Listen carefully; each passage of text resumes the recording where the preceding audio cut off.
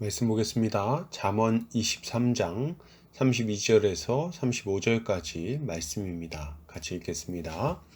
그것이 마침내 뱀같이 물 것이요 독사같이 쏠 것이며 또 내 눈에는 괴이한 것이 보일 것이요 내 마음은 구부러진 말을 할 것이며 너는 바다 가운데에 누운 자 같을 것이요 돛대 위에 누운 자 같을 것이며 내가 스스로 말하기를 사람이 나를 때려도 나는 아프지 아니하고 나를 상하게 하여도 내게 감각이 없도다.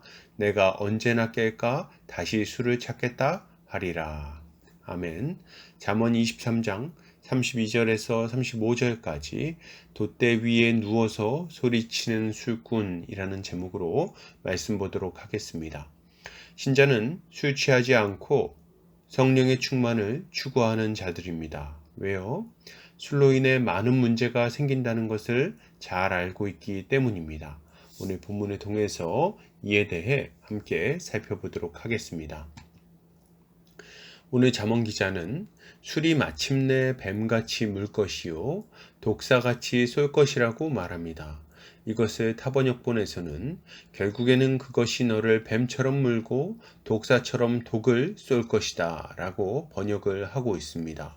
여기서 마침내는 아하리트라는 단어를 사용하고 있는데 이 단어는 끝, 결말, 마지막 부분 이런 의미를 가지고 있습니다. 그리고 또 물다는 나시아크라는 단어를 쓰고 있는데 물다, 물어뜯다 등의 의미를 가지고 있어요. 그러니까 정리해 보면 술은 결국에는 뱀같이 우리를 물어뜯고 독사같이 독을 주입해서 말할 수 없는 고통을 줄 뿐 아니라 죽음에 이르게 만들 거라고 경고하고 있는 것입니다. 사람들은 술의 위험에 대해서 말하면 여러 가지 반박을 막 합니다. 아니야, 내가 아는 분은 술꾼인데 90까지 사셨어. 혹은 야, 술은 사회생활 하려면 다 해야 돼. 적당히 하면 되지 뭘 그렇게 오바해. 이들은 술을 마셔도 별 문제가 없을 거라고 말하면서 술을 마셨을 때 좋은 점을 막 강조합니다. 그러나 아니요. 마침내는 술이 그들의 인생을 물어뜯을 것입니다. 그 영혼과 육체의 독을 주입해서 고통스럽게 만들 것이고 죽음에 이르게 만들 거예요. 술을 우습게 보는 자들은 독사와 입맞추는 것이 위험하지 않다고 말하는 어리석은 자들인 것입니다. 이어서 본문은 또 내 눈에는 괴이한 것이 보일 것이요 내 마음은 구부러진 말을 할 것이라고 말합니다. 이것을 타번역본에서는 내 눈이 외간 여자를 보고 내 마음이 타락한 말을 할 것이다 라고 번역하고 있습니다. 여기서 괴이한 것은 주르라는 단어를 사용하고 있는데 이 단어는 외국인, 창녀 등의 의미를 가지고 있어요. 그리고 구부러진 말은 심술구줌, 사악함 등의 의미를 가지고 있습니다. 그러니까 정리해보자면 술에 취한 자는 배우자가 아닌 사람에게 음란한 마음을 갖게 될 것이고 마음속에서부터 끓어오르는 악한 생각을 절제 없이 내뱉게 될 것이라고 말하는 것입니다. 이것은 술 취한 사람들의 방탕한 모습을 생각해보면 쉽게 이해할 수 있는 말이에요. 술 취한 자들은 자신의 더러운 욕망을 절제하지 못합니다. 건전한 이성이 마비될 뿐 아니라 육신의 정욕이 술로 인해 더욱 불타오르기 때문이죠. 그렇게 술 취한 자들은 쉽사리 간음죄에 빠지게 되는 것입니다. 또한 이들은 마음속에 있던 온갖 악하고 더러운 것들을 말로 내뱉습니다. 함부로 욕을 하고 남의 뒷담화를 하며 악을 행하죠. 술에 취한 이들에게 진실이 무엇이냐는 중요하지 않습니다. 소문의 대상이 얼마나 큰 상처를 받고 난처한 일을 겪을 것인지는 중요하지 않아요. 그저 자신들의 저열한 욕심을 만족시키는 것이 중요할 뿐입니다. 그래서 악한 소문을 진실인 양 포장해서 말하기도 하고 다른 이의 약점과 상처를 낄낄거리면서 안주거리로 삼는 것입니다. 한마디로 술 취하는 자들은 술로 인해 하나님과 사람 앞에서 큰 죄를 범하게 될 거라는 거죠. 이어서 본문은 너는 바다 한복판에 누운 것 같고 돛대 꼭대기에 누워 있는 것 같을 것이라고 말합니다. 이것을 타번역본에서는 너는 바다 한복판에 누운 것 같고 돛대 꼭대기에 누워 있는 것 같을 것이다 라고 번역하고 있습니다. 여기서 눕다는 샤카브라는 단어를 사용하고 있는데, 이 단어는 주로 죽어서 눕다, 동침하다 등의 의미로 사용됩니다. 대부분은 부정적인 맥락 안에서 사용되는 단어예요. 그러니까 정리해 보자면, 술에 취한 자는 풍랑이는 바다 한복판에 누워 있는 것처럼 위험하게 요동칠 것이고, 그것은 돛대 꼭대기에 누워 있는 자처럼 떨어질 위험에 처하게 되는 것이다 라고 경고하고 있는 것입니다. 이것은 술에 취한 자들의 처지가 얼마나 위험천만한 것인지를 아주 잘 보여주는 말이죠.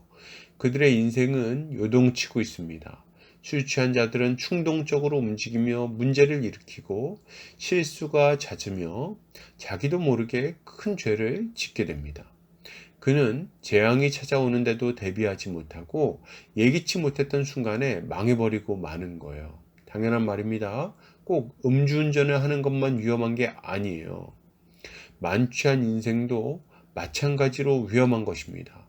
술에 취해 정신을 잃어버린 자들은 술에서 깨어날 때 그 전날 있었던 말도 안 되는 실수와 잘못들에 대해서 변명거리를 고민하게 될 거예요.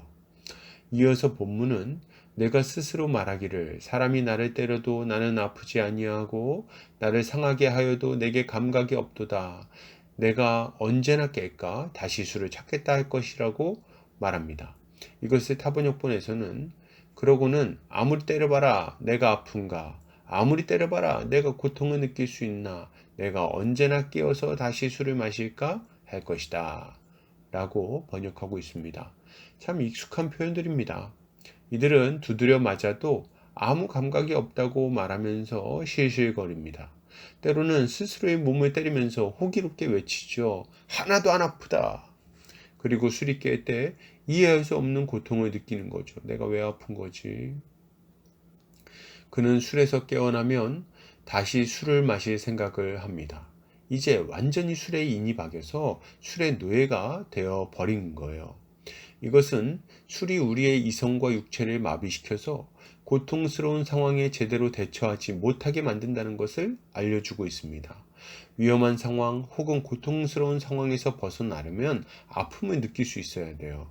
아파야 깨닫고 적절한 조치를 취할 수 있기 때문입니다. 만약에 배가 아파서 병원에 갔는데 적절한 조치를 취해주지 않고 마취약만 주사한다면 그 의사는 환자를 매우 위험한 상황에 빠뜨리는 것입니다.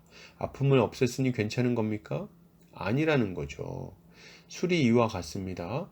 술은 우리의 감각을 마비시켜서 상황이 안 좋아지고 심각해지고 있는데도 움직이지 못하게 만듭니다. 마음이 둔해지게 만들고 행동이 둔해지게 만들어요. 세월을 낭비하게 만들면서 문제가 골마버리게 하는 겁니다. 빚은 늘어가게 될 것이고 병은 깊어질 것이며 가족들은 고통당하게 되고 자녀들은 적절한 교육의 때를 놓치게 되는 거예요. 현실을 직시하지 않고 술로 잊어보려고 하는 자들마다 더 큰 고통과 슬픔을 청구서로 받게 되는 것입니다. 그러므로 여러분, 이것을 생각할 때 우리는 어떻게 행동해야 되겠습니까? 술을 끊어야 되겠습니다. 술이 주는 기쁨을 포기하시기 바랍니다. 그 유익을 내려놓으세요. 그 유익은 마침내 대가를 지불하게 될 겁니다. 또한 우리는 깨어서 현실을 마주해야 되겠습니다. 세월을 아끼며 부지런히 일해야 됩니다. 도저히 해결할 수 없을 것 같은 문제를 만나도 술로 도피하지 않아야 됩니다. 맑은 정신으로 깨어서 문제를 직시해야 돼요. 최선을 다해서 부딪혀보고 하나님께 부르짖으며 맞서야 됩니다. 온 가족이 한 마음으로 맞서고 온 교회가 한 마음으로 그 문제를 해결해 나가야 돼요. 이렇게 할 때 주님은 하늘의 지혜와 능력으로 우리가 그 문제를 넘어서도록 은혜를 베풀어 주실 것입니다. 결론을 드립니다. 여러분, 술 취하지 맙시다. 그 위험성을 이해하고 경계합시다. 어려움이 찾아올 때 술로 도피하지 말고 주님을 의지합시다. 이것이 신자의 마땅한 모습입니다. 오늘도 주님의 지혜로 승리하는 성도님들 되시기를 주의 이름으로 축복합니다.